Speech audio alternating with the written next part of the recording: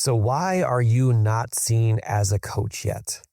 So I've been thinking about this question a lot, mostly because I have people who are brand new to coaching, all the way through like very experienced master level coaches who ask me this question all the time. I actually got one of the very specific questions last week, and the way it described it, they said it was super helpful. So I wanted to bring it here to the podcast. Now, the truth is this matters more than you think. Because if people don't see you as a coach yet, they're not going to reach out. They're not going to hire you. They're not going to ask for your help. And really, it can really blunt your confidence in the beginning, especially. So that's why today we want to talk about it. If you ever had somebody that maybe you've been talking to, and then all of a sudden they tell you with a real huge excitement of like, oh my God, I just hired a coach. And it's a coach that does something very similar to what you do. Well, then we need to talk about it today. So guys, welcome to Modern Leadership Coaching. I'm Mark. My beautiful, amazing wife, Teresa. She is not going to be on. You guys are going to be stuck with me today. She just went through surgery, but she is doing great. She's a warrior and she'll be back here soon. But in the interim, I wanted to step in and really share not only some common questions that people have been asking us, like this one today, but really help you to make the impact that you truly want to make, not only in other people's lives, but in your life as well. Now, for anybody who's been listening to the podcast for a while, you know that what we talk about here is what it actually takes to grow as a coach and a leader. Because I really do believe that the world doesn't need more coaches. It needs more people who can be trusted with this level of influence. Coaching is a responsibility, and we can do amazing things with it, but we can also steer people in the wrong direction if we don't do it right. And that is why we are here. We're here to help you do that. Now, I do want to say before we go into this topic, leaning forward into the podcast, that we're going to be changing things up a little bit. Generally, what we'd be doing is we would be posting videos and trainings and whatnot on YouTube and then repurposing them into the podcast. But we wanted to make a little bit of a direction change because we know that we can go deeper into a podcast. We can really help people out on just another level. Plus, it's so much easier to just put in some earbuds while you guys are listening, as opposed to having to watch a video on YouTube. So we're going to be doing very specific podcast-only content. So if you enjoyed today's episode, definitely subscribe so that you can continue to get this. We're going to be continuing to do it every week, but it's going to be more around things that people who are either wanting to get into coaching or people who are currently coaching could be holding them back, but really how to take their impact to the next level. Now, here's the thing. When we talk about this topic today, this whole idea of like you're not being seen as a coach yet, I don't want you to think of this in terms of shame or guilt. What we like to do here is just bring awareness to things that might be happening in the background that you actually don't know are going on, right? And so when I was having this conversation with a client, and they were basically saying, and they, by the way, they didn't say exactly like, hey, I'm not being seen as a coach yet. They're saying that they're struggling with finding clients, that people are not reaching out to them and having conversations around how they can hire them. They're jumping into conversations and then later finding out that that person hired a different coach, these kind of things, right? And by the way, that's going to happen no matter if you do what it is that we're going to talk about here today. It's just that when you lean into this, you're going to have a much less of a chance of doing that and going down that path where somebody is either not going to know that you're a coach or not going to want to hire you if you employ some of the things that we're going to talk about here today. All right. I've broken this down into 4 very simple pieces. All right. 4 very simple pieces. Now, for anybody who's been listening to the podcast for a while, you know that when we are really trying to help people, when we're stepping into becoming a high impact coach, we know that there's 2 potential problems that somebody can experience when it comes to where they are, where they want to get to, right? And that middle gap, right? Now, a lot of us think that what we have is a technical issue. A technical issue is like steps, processes, frameworks, questions. It's the technical, what do I do, right? Most of the time, we do not have technical challenges. We think we do. Well, we actually have it as an adaptive challenge. And what this means is we have to be willing to believe or to think different. And really, it has a lot to do with the be, do, have principle. It has a lot to do with like who we are when we do those things. I was talking on a previous podcast about losing 100 pounds. And everybody always asked me what I did. They never asked me who I had to become. And when you realize that it's who you become, who you are when you do these things, you get to see that the technical solutions are great, but they don't matter if you don't work on the adaptive challenges first, right? So it's kind of one of those things where you could Google search these things a million times, but just because it's telling you what to do, if you find that you're still getting stuck, it's because you have an adaptive challenge that you're being presented with, okay?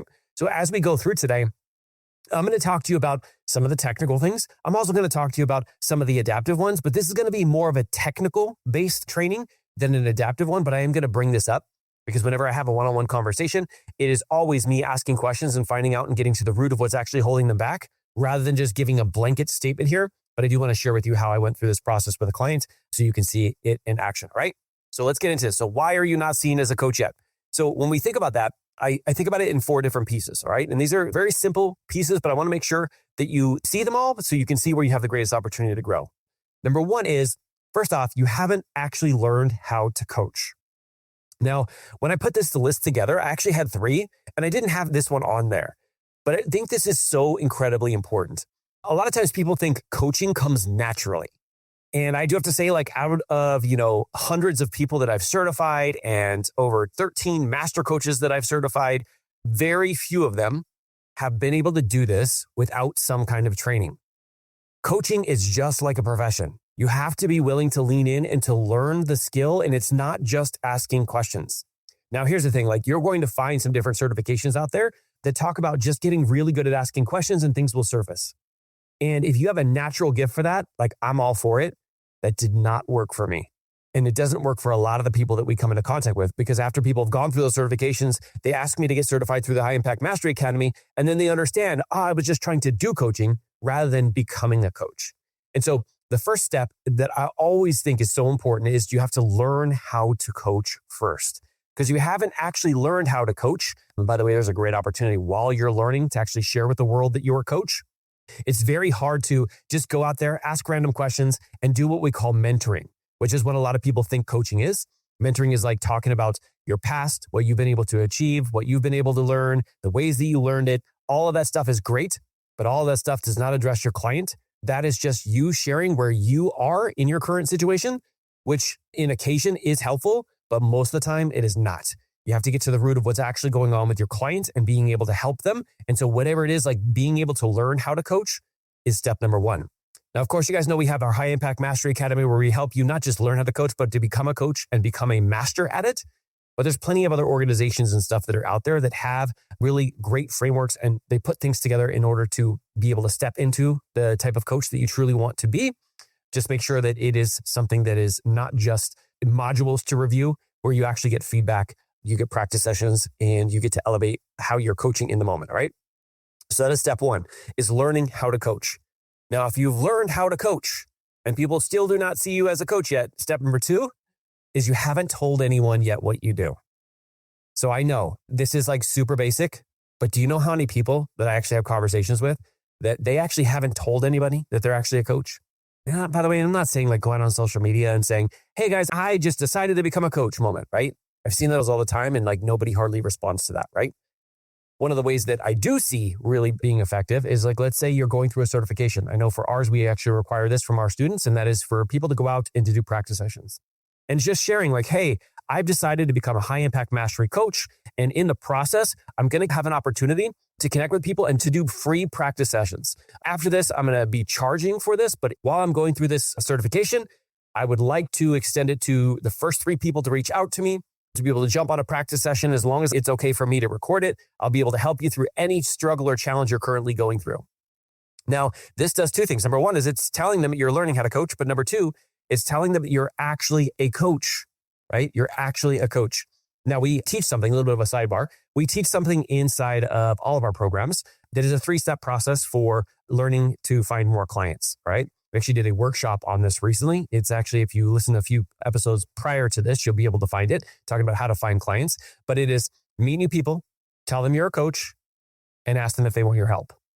Those 3 things is how you actually grow a coaching business, keeping it super simple, right? But it starts off with telling people that you are a coach and telling them what you do, right? So that is number 2. Number 3, and I think this is actually even more important than number 2. Number 3 is you haven't shown anyone yet that you're a coach. So the second one was telling them you're a coach, right? What this does is it actually plants the seed in them to start watching you and seeing the actions that you're taking.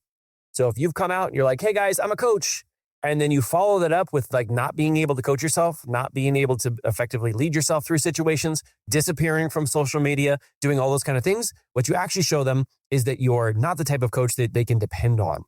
So this is something very, very important. All right. Now I know things happen, things come up, and I know that like there's going to be times where you have to take a step back. If it's intentful, it's on purpose. Okay, I totally get that. But when you're leaning into becoming a coach, you have to really be able to show up and take actions from the level of a coach. Now, this means two things to me. Number one, if you're showing people you're a coach, number one is you're wearing your coaching hat 24/7, 365.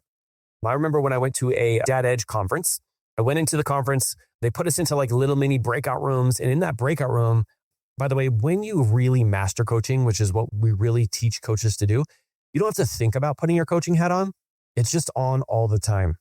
And I remember having this conversation inside of the mini breakout rooms. And at the end, one specific person on the right turned to me and said, "Let me guess, you're a coach." And it was kind of funny because it kind of caught me off guard. And I'm like, "How did you know?"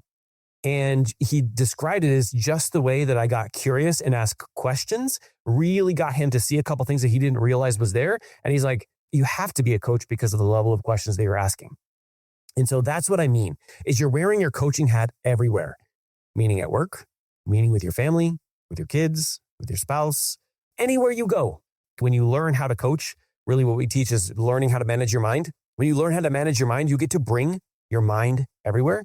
And you want to show people how you can help them by literally coaching, right? So by being able to do that is really, really powerful. Now you're showing people that you're coaching. Second part of this equation is actually coaching yourself, right? Coaching yourself. So I've seen people who have become coaches and afterwards they come onto Facebook or Instagram or whatever to vent. Listen, I know that we all need times to vent and to talk to people, but if what you're doing is putting out into the world that you're not a coach, even though you said you were, but you're not able to manage your mind, it's very hard to be able to convince people that you not only have their best interests in mind, but that you can help coach them, right? Now, I know one of the hardest people is to coach yourself, which is why we spend a lot of time doing that instead of the certification. It's because being able to coach yourself shows people that you can coach yourself, that you could very easily coach them, right? So this is part number 3. So you haven't shown anyone yet. And that's by both wearing your own coaching hat wherever you go and coaching yourself, right? Now, if people don't still see you as a coach, part number 4 is you just haven't given it enough time. You haven't given it enough time. So you've learned how to coach. You've been telling people what you do. By the way, telling people doesn't necessarily mean like, "Hey guys, guess what? I'm a coach." We coach a lot of people to really step into their strengths. And for some people, it's live events. For some people, it's at work. For some people, it's social media. Some people, it's podcasting. Some people, it's YouTube. Some people, it's Instagram. Like, we don't subscribe to a one-size-fit-all anything here. It's just like coaching. Like, you can't give people the exact solution to their problems if you actually don't know what their specific problems are, right? But when you're doing this, being able to breadcrumb things, being able to plant seeds of like what it is you do. Like I was just speaking to a client the other day. I had a question that came up from one of my coaching clients. All of these kind of things, plant seeds. Remember, this won't get people to immediately reach out to you and have a conversation because you actually haven't shown them you're a coach yet. You just planted the seeds, but planting seeds is very, very important, right? You can't reap any harvest if you don't plant any seeds.